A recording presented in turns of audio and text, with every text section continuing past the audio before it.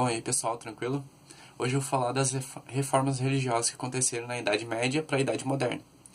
Bom, a primeira reforma que aconteceu foi a Reforma Luterana, com Martinho Lutero. Ela aconteceu na Alemanha, no Sacro Império Germânico. Fatores que influenciou a Reforma Luterana. O primeiro foi o absolutismo.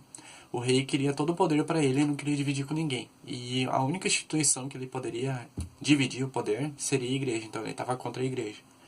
Outro fator que influenciou foi a nobreza. A nobreza ela perdeu muito dinheiro, perdeu terras, porque não tinha como se manter lá em cima. Então a nobreza da parte pobre, ela começou a ir contra a igreja também, porque a igreja tinha muitas terras. E a nobreza não achava justo e queria essas terras para eles. A burguesia, que estava em ascensão com o Renascimento, estava começando a gostar do comércio, estava expandindo o comércio, as fronteiras do comércio, e estava ganhando mais dinheiro. E a igreja era contra o comércio, não gostava de lucro. Então a burguesia também não queria a igreja. Outro fator que influenciou foi o Renascimento. Bom, o Renascimento ele era muito focado na razão. Tudo eles gostavam de pensar e agir de forma racional. E as ideias da igreja não estavam sendo o suficiente para comprovar que o teocentrismo funcionava, tá? Outra crítica que era muito grande era a venda de indulgências. O que era a venda de indulgências? Era os nobres, eles iam lá, cometiam os pecados, e em vez de ir lá na igreja, rezar e pagar pelos pecados, eles iam lá e pagavam em dinheiro ou em ouro. Então eles compravam a salvação, entendeu? Em vez de pagar os pecados, eles iam lá e compravam a salvação. A simonia. O que era a simonia? A simonia era aqueles objetos que faziam referência a Deus. Vamos dizer que eu tenho um pedacinho de pau aqui e eu digo que era do pedaço da cruz de Jesus. Eu vou lá e vendo por um preço. O Lutero, para mim, ele era muito fodão. Ele era contra os padres que praticavam indulgências. E a partir do momento que o padre Leão X autorizou a venda de indulgências, que ele queria arrecadar dinheiro para fazer uma criação de uma basília, o Lutero ficou indignado e começou a criar as 95 teses que iam contra a igreja. E o que eram essas 95 teses? As 95 teses eram as verdades que a igreja não deveria praticar. Então ali, aquelas 95 teses, estava tudo que era errado e que era para mudar. Dessas 95 teses, ele tinha três doutrinas. A primeira, a salvação pela fé e não pela compra de indulgências.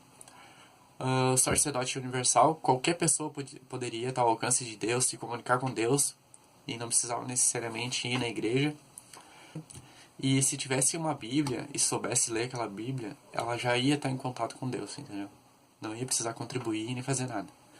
E a infabilidade. O que era a infabilidade? Como a Bíblia era toda em latim e a maioria da população não sabia latim, só os padres liam a Bíblia e iam alterando a verdade, entendeu? Eles liam a Bíblia pro pessoal da igreja e em vez de falar o que estava na Bíblia, eles falavam o que era de interesse deles. Então eles acabavam distorcendo a verdade. E Lutero era muito contra isso. Ele achava que a pessoa tendo uma Bíblia para ler, ela ia estar perto de Deus e ia seguir aquilo que estava na Bíblia. Ele era também contra os 7 sacramentos. Ele era a favor só de 2, que era o batismo e a Eucaristia. Ele era a favor da difusão da Bíblia na língua da população naquela época. E começaram a perseguir muito ele, entendeu? Por causa disso. Então ele acabou se aliando à nobreza. A nobreza que não queria a igreja, porque a igreja tinha muito poder e tinha muitas terras. Então a nobreza era o lado mais pobre da população ali. Entre a nobreza rica e a pobre, entendeu? Em 1521, o imperador Carlos V, ele definiu uma reunião chamada Dieta de Worms. O que foi a Dieta de Worms? Foi uma reunião onde se juntaram vários príncipes e Lutero afirmou as 95 teses dele, defendeu as 95 teses, e alguns príncipes começaram a adotar essas ideias. Em 1529 teve a Dieta de Esfirra. O que foi a Dieta de Esfirra? Ela definiu a tolerância dos estados em praticar outra religião, e quem começou a apoiar Martinho Lutero começou a ser chamado de Estado Luterano. Em 1530 teve a Confissão de Habsburgo. Foi onde ele redigiu suas ideias novamente, reafirmou as 95 teses, e em 1555 os príncipes começaram a decidir a religião de cada estado. Então, teve uma frase muito usada que era tal príncipe, sua religião.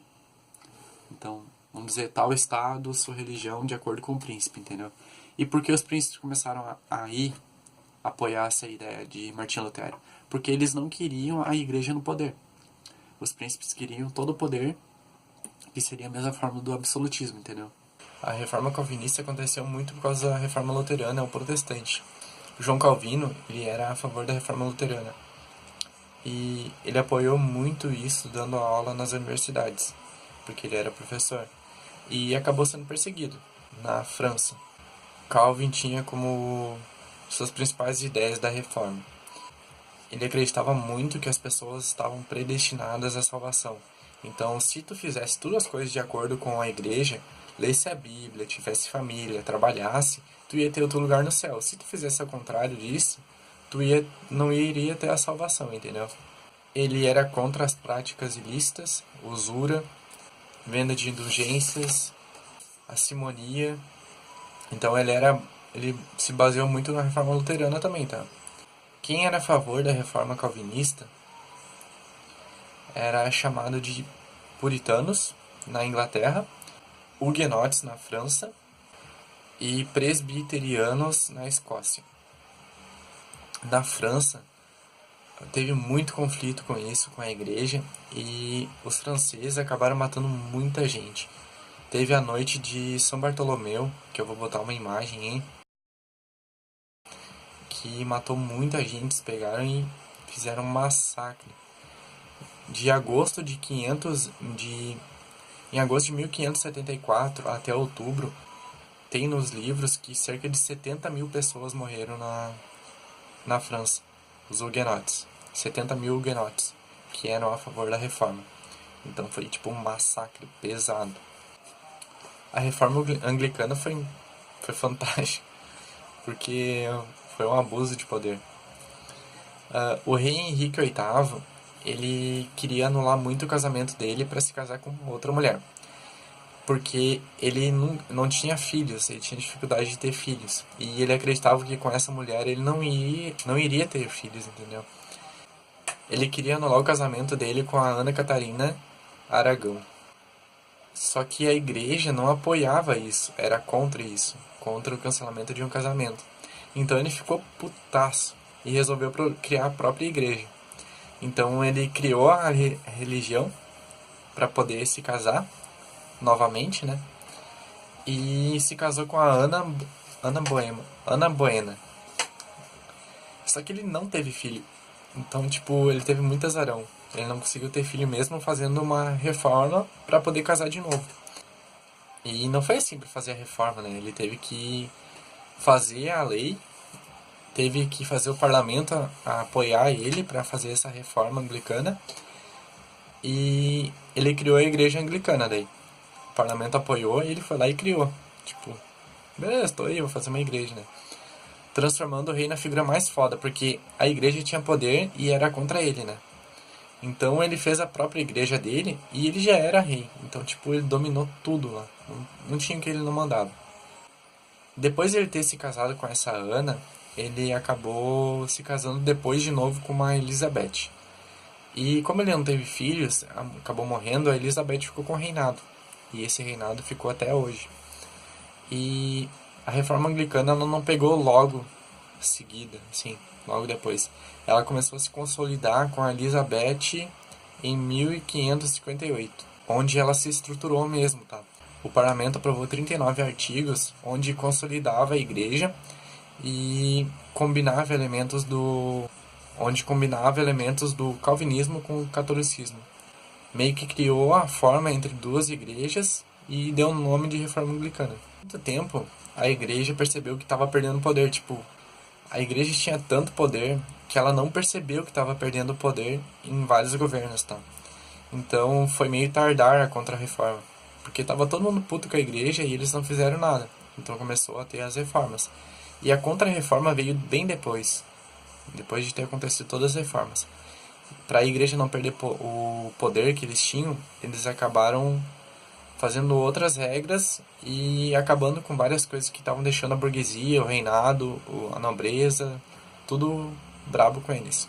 Então, a Contra-Reforma ela foi no Conselho de Trento. Foi o conselho mais longo que teve na história. A igreja pegou e reafirmou os dogmas deles e acabou mudando algumas coisas. A condenação da doutrina protestante era contra. Teve a escolha da Vulgata, que era a tradução da Bíblia de latim para a língua do povo. Também era contra o culto de imagens, tipo da Virgem Maria.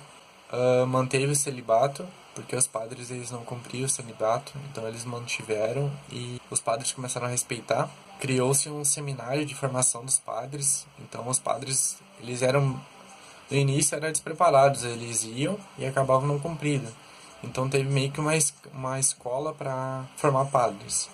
Eles também criaram o Index, que é uma lista de livros proibidos, que não poderiam ser escritos, não poderiam ser lidos pela sociedade.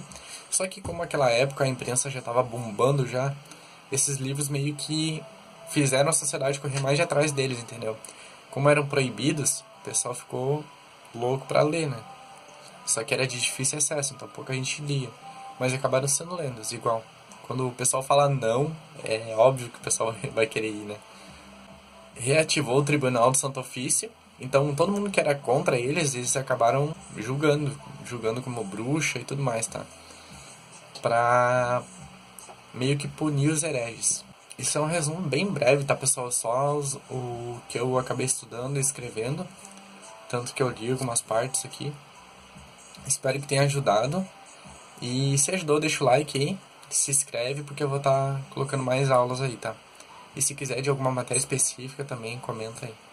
Valeu, abraço.